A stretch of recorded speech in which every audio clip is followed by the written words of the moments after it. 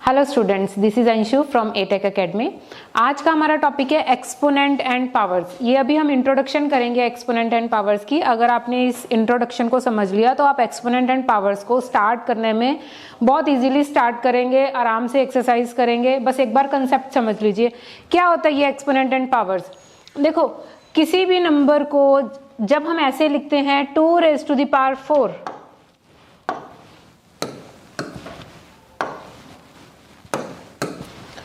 raised to the power 4, इसको हम बोलते हैं 2 raised to the power 4, 3 raised to the power 6, 7 raised to the power 2, 9 raised to the power 3 and 5 raised to the power 7 means anything raised to the power। इसको ऐसे बोला जाता है। इसको बोलते हैं, ये जो हमारा होता है ना नीचे, इसको बोलते हैं हम बेस।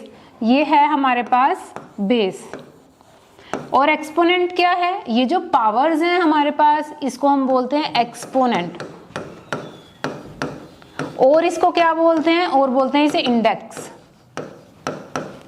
राइट। तो इसको क्या बोलते हैं? एक्सपोनेंट या फिर इंडेक्स। और ये जो हमारे पास नीचे है इसको क्या बोलते हैं हम? बेस। अब ये एक्सपोनेंट एंड पावर्स, इसको ऐसे क्यों लिखा जाता है नंबर को? एक मेरे पास नॉर्मल नंबर है, मैं इसको 8 को 8 ही रहने दूं। इसको मैंने ऐसे कैसे लिखा और क्यों लिखा?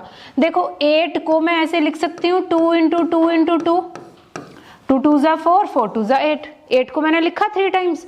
तो अब इसने इतना स्पेस लिया। अगर मैं इसको थोड़े स्पेस पे कवर करना चाहूँ तो मैं 2 raised to the power 3 लिखूंगी। मतलब 2 3 टाइम्स आया, 1 2 3। कितने टाइम्स आया? 2 3 टाइम्स। तो मैंने लिख दिया 2 raised to the power 3। देखते हैं आगे और नंबर्स को हम कैसे लिखते हैं।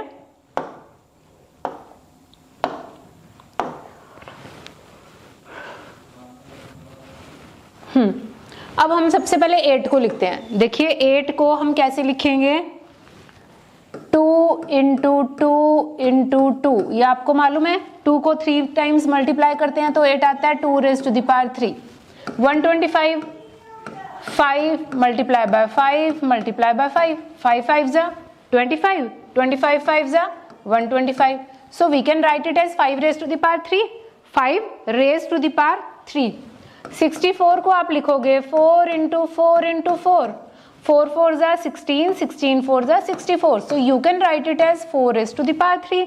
देखो, आप किसी भी नंबर को एक्सपोनेंट फॉर्म में लिख रहे हो, इसको बोलते हैं एक्सपोनेंट फॉर्म। अब यहाँ पे 10 की पावर्स चेक, 10 की जीरोस चेक कर लो कितनी है, 1 2 3 4। So write it as 10 raised to the power 4 simply, right. अब अगर मेरे पास यहाँ पे, तो मेरे पास ऐसे दिया था 8 को मैंने उसको लिखा 2 इंटू 2 इंटू 2। अगर मेरे पास कोई ऐसे फॉर्म दी हुई है और मुझे उसे एक्सपोनेंट फॉर्म में लिखना है तो just count it 1 2 3 4 5 6, 2 raised to the power 6। ये सिंपली बन गया 2 raised to the power 6। अब देखो, यहाँ पे मैंने 64 लिखा 4 इंटू 4 इंटू 4। यहाँ मैंने लिखा 64 प्रोडक्ट ऑफ प्राइम फैक्टराइजेशन। जो हम एक्सपोनेंट्स में करते हैं मोस्टली हम उसमें प्राइम फैक्टराइजेशन में प्रोडक्ट बनाते हैं।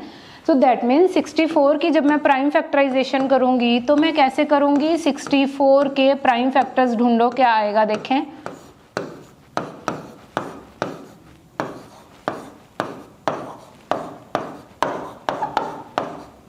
तो ये कितने आ गए? 2 into 2 into 2 into 2 into 2 into 2, 2 raised to the power 6। यहाँ पे आपने लिखा था 4 raised to the power 3, यहाँ पे आपने लिखा 2 raised to the power 6। इसमें कुछ भी गलत नहीं है। Neither this one is wrong nor this one is wrong. But अगर आपको क्वेश्चन में ये कहा गया है कि इसको एक्सपोनेंट फॉर्म में लिखो, तो आपको कोशिश करनी है, आपको सब कुछ प्राइम फैक्टराइजेशन में ही करना है। विदाउट प्राइम फैक्टराइजेशन आपको नहीं करना है, राइट। नेक्स्ट,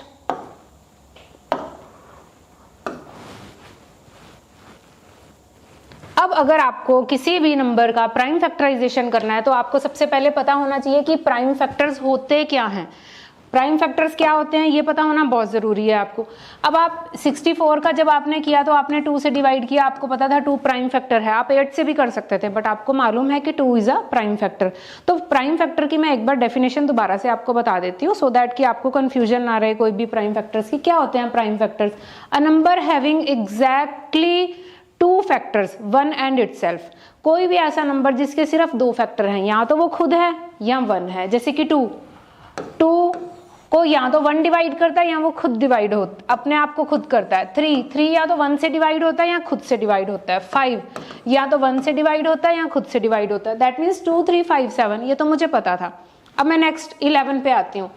11 13, अब मुझे आगे याद रखना पड़ेगा इसको, तो आपको याद रखने की कोई ज़रूरत नहीं है। मैंने पहले भी अपनी एक वीडियो में एक बहुत अच्छा सा आपको सॉन्ग बताया हुआ है जिसके थ्रू आप प्राइम फैक्टराइजेशन, प्राइम फैक्टर्स को लर्न कर लेते हो, 100 तक प्राइम फैक्टर्स, वो मैं आपको दोबारा यहाँ पे बता देती हूँ।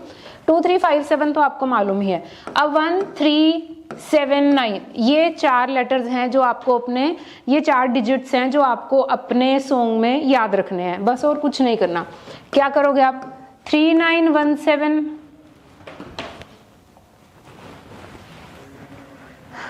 3 9 1 7 1 3 7, 3 9 1 7 1 3 9 एंड लास्ट 3 9 1 7, राइट। ये एक छोटा सा सॉन्ग था जिसको आपने लर्न कर लिया था, राइट।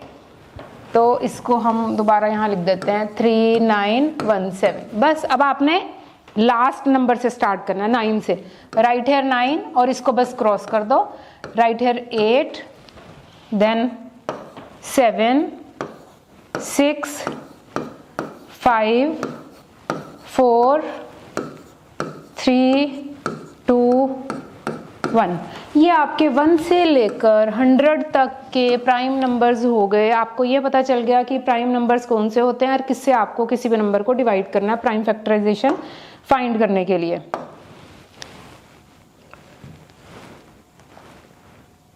राइट। अब आपके पास है, अब आपको ये क्लियर हो गया कि कोई भी जो नंबर है उसको, किसी भी नंबर को एक्सपोनेंशियल फॉर्म में लिखना है तो उसके प्राइम फैक्टराइजेशन फाइंड करनी है आपको। प्राइम फैक्टर्स फाइंड करने के लिए कौन कौन से नंबर से डिवाइड कर सकते हो? 2 3 5 7 11 13, तो वो आपको 100 तक के प्राइम फैक्टर्स बता दिए मैंने, ये हो गया क्लियर। अब हम देखते हैं कि 1 रेज़ टू द पावर 2 क्या होता है। 1 रेज़ टू द पावर 2 आप कहोगे 1 रेज़ टू द पावर 2 1 ही तो होता है, क्योंकि 1 को कितने भी टाइम मल्टीप्लाई करते हो तो वो 1 ही आता है। देखिए 3 टाइम्स मल्टीप्लाई करें तो कुछ चेंज होता है? नहीं होता। 4 टाइम्स मल्टीप्लाई करें तो कुछ चेंज आया? नहीं आया। 5 टाइम्स मल्टीप्लाई करें तो कुछ चेंज आया? आई डोंट थिंक सो कि कुछ चेंज आएगा। 5 है तो 5 टाइम्स मल्टीप्लाई किया, 4 है तो 4 टाइम्स किया, 3 है तो 3 टाइम्स किया, 2 है तो 2 टाइम्स किया, राइट। पर कोई चेंज नहीं आया। इट मीन्स 1 की कोई भी पावर हो तो कभी भी कोई चेंज नहीं आएगा। पर क्या देखें वो -1 में भी यही होता है? देखते हैं। -1 raise to the power 2, -1 into -1, तो आपको मैंने एक लॉ बताया था माइनस माइनस प्लस, तो ये माइनस माइनस प्लस हो जाएगा, 1 आ जाएगा। फिर से 1 आ गया। अब हम -1 रेज़ टू द पावर 3, मतलब -1 को 3 टाइम्स, -1 को 3 टाइम्स, तो फिर से वही लगा दो, माइनस माइनस प्लस, एक माइनस बचा, वो आपके पास एज इट इज आ जाएगा। और 1 इंटू 1 इंटू 1 1, तो आपने देखा कि -1 रेज़ टू द पावर 2 पे 1 आया, -1 रेज़ टू द पावर 3 पे -1 आया। अब -1 रेज़ टू द पावर 4 पे देखते हैं, -1 इंटू -1 इंटू -1 इंटू -1, 4 टाइम्स आया, minus minus plus, minus minus plus, तो सारे माइनस प्लस हो गए। और 1 को तो कितनी भी बार मल्टीप्लाई करो तो वो 1 ही होता है। अब ये फिर से 1 हो गया, पहले 1 हुआ था, फिर -1 हुआ, अब फिर से 1 हो गया। अब नेक्स्ट देखते हैं क्या होता है। -1 -1 -1 -1 5 टाइम्स, तो minus minus plus, minus minus plus, एक माइनस हमारे पास बच गया, तो वो हमारे पास ऐसे का ऐसा आ गया। तो ऐसे हमने क्या ऑब्जर्व किया? +1 -1 +1 -1, क्या ऑब्जर्व किया आपने कि जब तो पावर इवन थी तो +1 आता है, जब पावर ऑड थी तो -1 आता है। देखो पावर इवन है तो +1 आया, पावर ऑड है तो -1 आया। दैट मीन्स अगर -1 की पावर आपको कभी भी इवन मिलती है तो आपका आंसर +1 होगा, और अगर -1 की पावर आपको ऑड मिलती है तो आपका आंसर -1 ही होगा। ये आपको ध्यान रखना है। अगर आप इतनी सी बात को समझ गए तो आपको हर बार इसको ओपन करने की, एक्सपेंड करने की जरूरत नहीं पड़ेगी। आप डायरेक्ट देखोगे -1 रेज़ टू द पावर 101, अब कौन इसे एक्सपेंड करेगा? 101 टाइम्स कौन करेगा एक्सपेंड? कोई नहीं करेगा ना। आप सिर्फ देखोगे कि इवन है कि ऑड है। मुझे तो ऑड लग रहा है, ऑड है ना, तो ये आ जाएगा -1। अब मैं कहती हूँ -1 रेज टू द पावर 200। अब 200 टाइम्स कौन एक्सपेंड करेगा? तो बस मुझे ये देखना है कि 200 क्या है, 200 इज एन इवन नंबर, तो यहाँ आ जाएगा +1, राइट।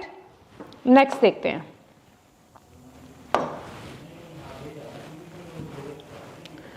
अब ये हमारे सारे बेस हैं जो भी मैं इंट्रोडक्शन में आपको एक्सपोनेंट एंड पावर्स के बता रही हूँ, ये हम बेस रेडी कर रहे हैं, अपना ग्राउंड लेवल तैयार कर रहे हैं। अगर आप बेस को रेडी कर लोगे तो जैसे ही आप एक्सरसाइज पे जाओगे आपको इतना इजी लगेगा एक्सरसाइज करना, आपको लगेगा मुझे ये भी आता है, ये भी आता है, ये भी आता है, और आप फटाफट से एक्सरसाइज कर लोगे। इसीलिए हमें ग्राउंड वर्क कर लेते हैं।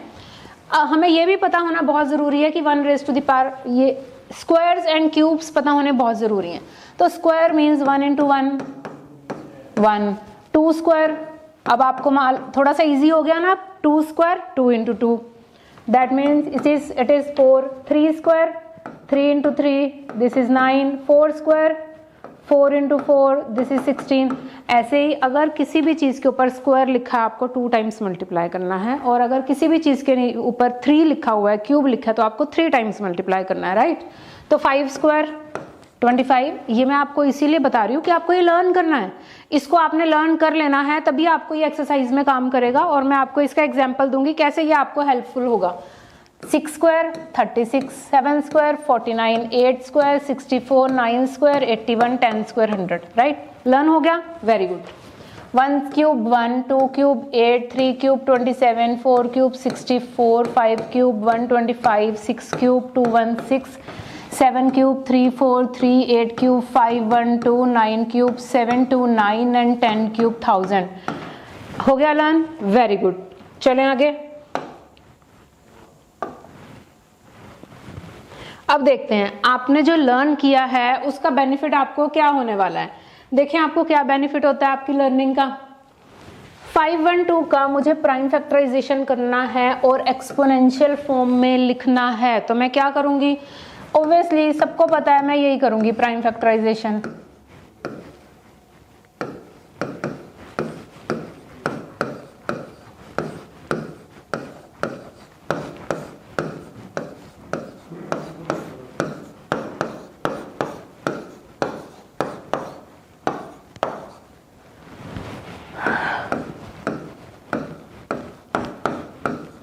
देखें 512 में कितने 2 आए? 1 2 3 4 5 6 7 8 और 9, तो 2 × 2 × 2 × 2 × 2 × 2 × 2 × 2 × 2 × 2 × 2, मतलब आपके पास आए 2 रेज़ टू द पावर 9। ये आ गया, ये आपने क्वेश्चन सॉल्व कर लिया।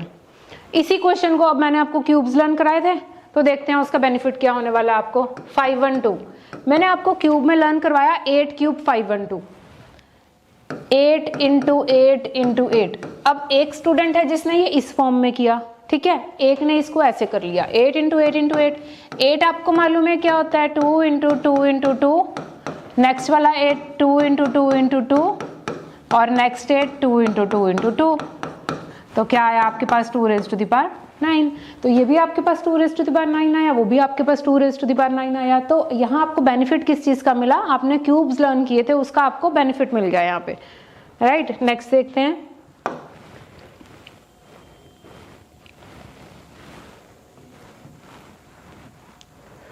Last 10 square 10 raise to the power 2। आपको मैंने अभी बताया था 10 में जितनी जीरोज होती हैं उतना हम यहाँ पे नंबर लगा देते हैं। अगर 10 का 2 है दैट मीन्स 2 जीरोज आएंगी। 10 रेज़ टू पावर 3 है दैट मीन्स 3 जीरोज लगा दो। 10 रेज़ टू द पावर 4 है मीन्स 4 जीरोज लगा दो। बस एक चीज़ ध्यान रखनी है, अगर मुझे पूछा है ये तो आपको मालूम ही है इन दोनों में से कौन ग्रेटर है, 10 रेज़ टू द पावर 3 और 10 रेज़ टू द पावर 4। ये आपको मालूम है कि 10 raise to the power 4 is greater than 10 raise to the power 3।